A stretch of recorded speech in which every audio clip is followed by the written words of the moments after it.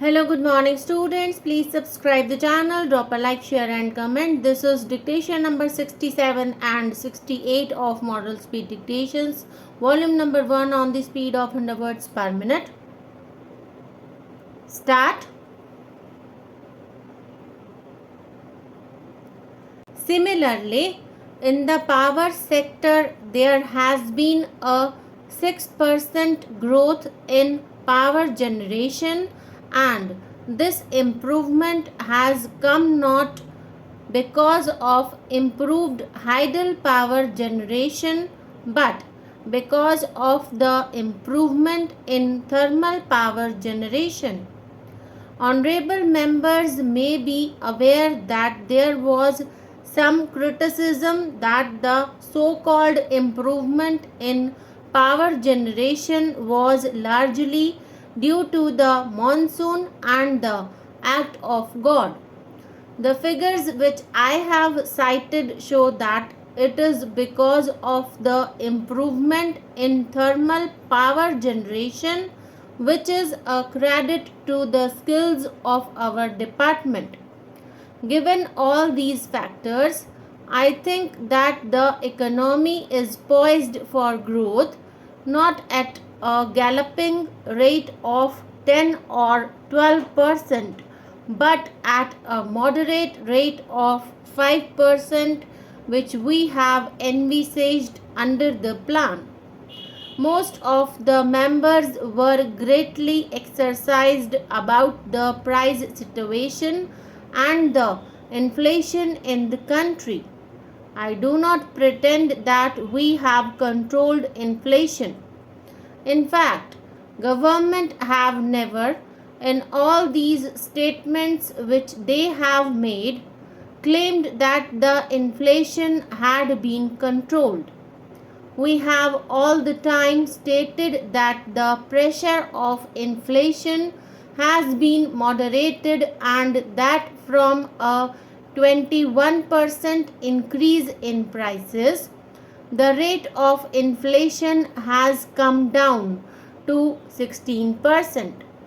Now, this by itself is not a matter over which we can gloat and say that we have done remarkable things, but the fact that it has taken a reverse trend, the rate of inflation, is a matter on which we can take legitimate pride and also take some little confidence that the future trend of prices will also be of the same kind, the rate of inflation going down further and further. Then, sir, I would also like to mention that certain shortages have been responsible in this country for a cost push as well as a price push in respect of those commodities. The cost push has arisen because the infrastructure was weak, the plant utilization, particularly the cement, sugar, and some of the other industries, was low. Owing to lack of power in many of the industries, the industrial production had gone down. The supply of various commodities in services has been at a lower level, and that is why the push has been there. Then the strain on our economy is due to certain other pressures, which, as I have mentioned, is due to the external factors such as oil and oil products. So these two have contributed to a greater pressure on our prices than we contemplated. Even now, as I speak to you, I am hoping that the price level would be maintained at a moderate level of increase provided the oil prices remain stable during this year. But unfortunately, If there is again a pressure on oil and we are obliged to pay higher prices for oil, it will necessarily reflect itself on our prices, and it is a factor over which we have no control.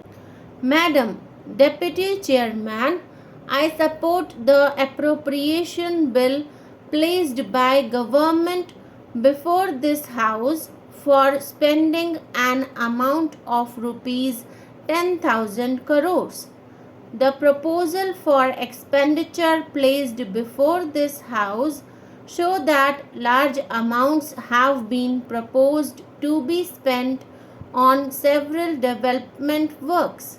There is no doubt that the government has been spending large amounts of money for various schemes in all fields and in all walks of life of the individual in the society, but the primary consideration is that the benefit of all these schemes is not felt by the individual in the society.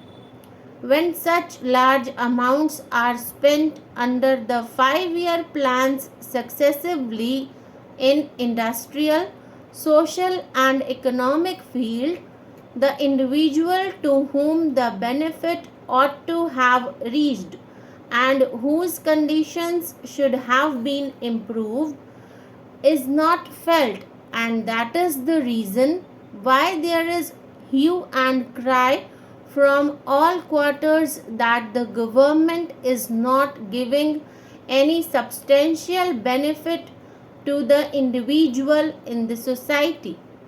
That is the very important thing which we have to bear in mind.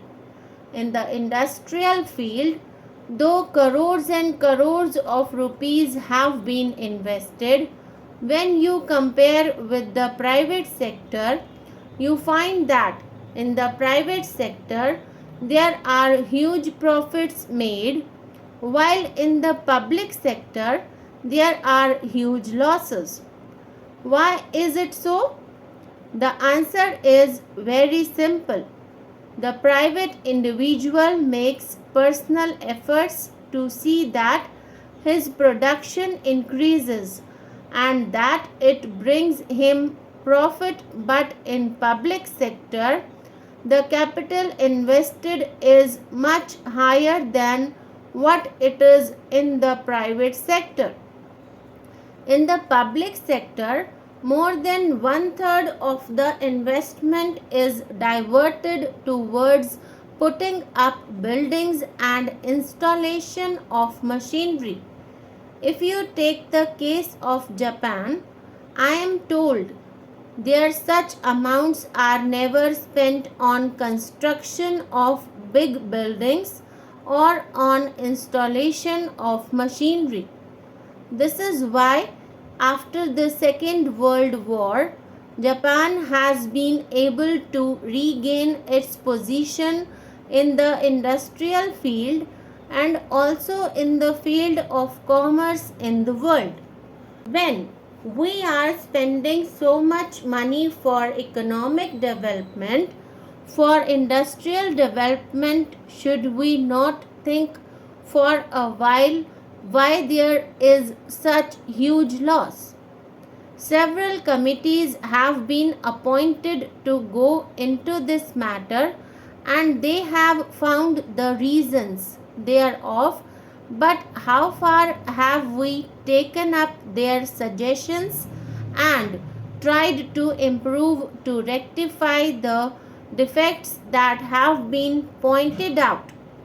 The expenditure that we incur is always much more, and it goes on increasing with the result that all these are added to the cost of the product when it comes out of the factory, and we find ourselves unable to compare in the international market.